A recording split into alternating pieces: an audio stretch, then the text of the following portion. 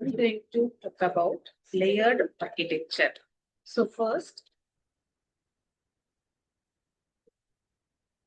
in this layered structure, I'm going to explain about two layered models. One is 5 layer, another one is 7 layer ISO OSI reference model.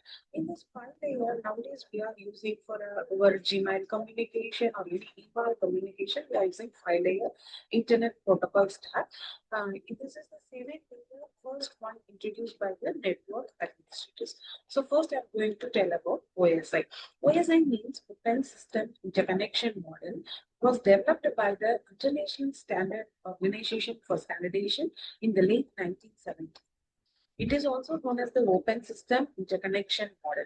The main goal is to create a standard for network communication protocols. It defines the 7 different layers. This OSI model helps to troubleshooting networks, standardize communication between devices, understand the protocol operations. So this OSI model is having a 7 layers. One is application layer, so network services to end users, and then presentation layer, which helps to formatting the data, encryption, compression, decompression process. And then session layer, it manages the session synchronization and checkpoints. And then transport layer, it helps to maintain the end-to-end reliable or unreliable data transport. Network layer, which helps to select the path based on the logical addressing. And then data link layer, it provides the reliable link between the different nodes to nodes. And then physical layer, it transmitting the raw bits over media. So first I'm going to explain about physical layer. So physical layer means it transmits the raw bits over the physical medium. So here it deals with the raw data transmission over physical medium. The main responsibilities are bit representation, modulation, signal transmission, physical connectors, and media. So here it will depends on the medium. So the medium may be either wireless or wired medium. If it is wired medium, it uses that fiber cable, copper cable, or twisted pair coaxial cable. So anything based on that physical medium, it will transmit the data. So based on that application, the cable will be varies. If it is a wireless medium, it uses either satellite wireless communication or radio wave transmission. So it mainly transmits the electrical, optical, or radio signal data transmission between the two devices. So here the data unit will be in the form of bits or bytes. So here in this physical layer, the physical layer is mainly connecting the two devices using the medium. The medium may be either wired or wireless. So here from this physical layer, it moves to the link layer.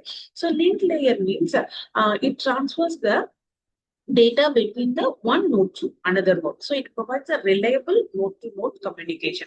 It provides that better data reachable compared to other layers. So here it handles that errors using the error correction and detection techniques. And also it maintains that flow control, access control. So here it is having the two sub layers. One is media access control, another one is logical link control. So here, so once that physical layer, the cable, in that cable, we have connected to that CPU. So in that CPU, that interfacing connecting part, we call it as a link layer. So this will be handled by the Ethernet. So here the data unit will be in the form of frame.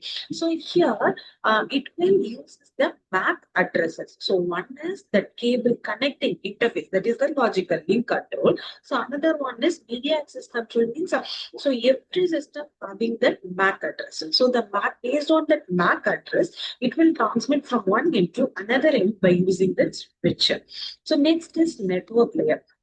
In this network layer, it moves the packet from source to destination. It is responsible for routing and addressing. So here in link layer, it uses the MAC address. But when it comes to the network layer, it uses the IP address. Based on that IP address, with the help of a router, it will transmit the data from one end to another end. So if you are having two PCs, with the two PCs, one switch and router means it will connect to the switch and then router. Switch which will check that MAC address. Router will check that IP address. So based on that IP address, we can communicate from one user to another user. So it is having a many routing protocol. For hierarchical routing protocol, we can use the border gateway routing protocol, and then open shortest path first is OSPF, and then RIP is the routing information protocol. So here the data unit will be in the form of data. So first, in physical layer, the data unit will be in the form of bits, and then it will be converted into frame, and then now it is converted into data. So after that, it will goes to the transport layer. In this transport layer, it transfers the messages between applications when we use that 5-layer model. But here we are using a 7-layer model, so it will connect to the next layer by using that two different techniques. Like it is having the two protocols. One is TCP, another one is UDP. TCP means it is reliable, audit, and congestion control. UDP means it is unreliable, fast, and connectionless. So here the data unit will be in the form of segment. So if the TCP means if you are sending any data, it will wait for the acknowledgement. Once that acknowledgement received only, it will resend that another data. So only we call it as a reliable. But in UDP, it is not like that. It will send the messages continuously without waiting for that any acknowledgement. So only we call it as a unreliable, and it is fast and connectionless. So in TCP, it will create a connection between the two nodes. So after that only, it will send one by one data. So it will be there is a possible of guaranteed delivery, but in UDP not like that. So compared to UDP, if you want to do any live video transmission, we can use a UDP. If you want to transmit the data securely, means we need to use the TCP. So this is the process of transport layer. So next we are going to see about session layer. So session layer means it manages and controls the dialog sessions between two computers. It establishes, maintains, and terminates the session. So here it maintains the synchronization and checkpointing. So for example, if in many colleges, what they will do, if you are accessing any social networks, they will block that website. So how they are blocking? By using session layer, the server will block that particular websites.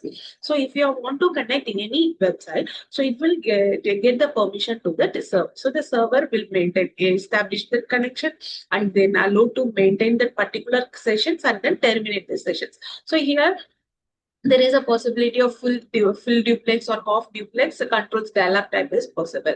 So and then here the data unit is converting from segment to now it is converting into data.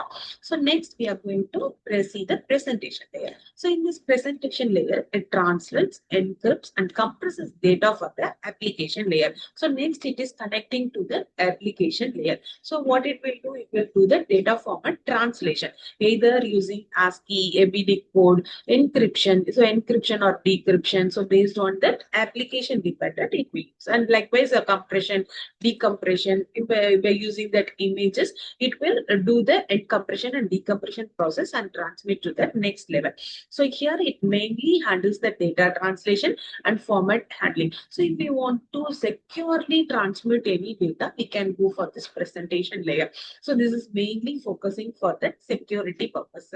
So here presentation layer, if you are purchasing something, it is converting into some other form, and then it will be encrypted, and then it will be transmitted. So after that, again, in the receiver side, it will do the decryption or decompression. So based on that particular type, it will do all those process, and then it will reach to that particular user. Next is application layer. So in the application layer, it provides us the services for network applications. So here example protocols, HTTP, FTP, SMTP, DNS. So all these things comes under the application layer. It is the closest layer to the user. So it provides the network services to applications. It enables communication between end programs. It transfers the files between the one user to another user. So the main responsibility is email communication or web browsing and access. All these things comes at the application layer. So this is the 7-layer OSI model we have seen. So if you are in device A, it's sending one message. So in this message, so after that, it will move to the presentation layer. So if you are in sender side, if you are encrypting the data, so then it will move to that session layer. Session layer will access that particular link to that particular user, and then transport layer. So if it is using TCP, it will enable the connection and then transmit. If it is using the UDP, directly transmit the data, and then it will go to the network layer. Network layer will check that IP address.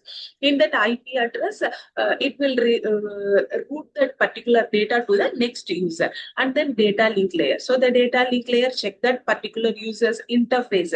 Um, it will go out from the device A. So after that, it will go to the physical layer. If you are using that wired medium means it will go via wire. If you are using that wireless medium means it will go via radio channels. After that, if once it find that destination, it will go to the destination physical layer. So after that, interfacing data link layer. So and then again, it will check that IP address and network layer, and then transport layer. So if you are using TCP, here also it will use the same TCP. If you are using UDP, it will use the same UDP for that getting the data back.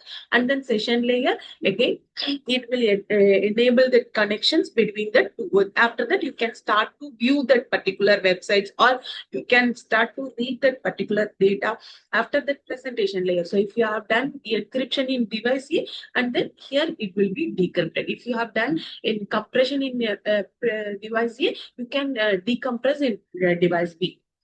So after that application layer, by using that application, either HTTP, FMTP, SMTP, DNS, or anything. If you are visiting any website, it will be displayed here. If you are if you are seeing any message, that will be displayed in your Gmail app. So this is the process of 7-layer OSI model. So this helps to transmit the data message from one end to another end. So it provides the communication between the network communication between the two users. Thank you.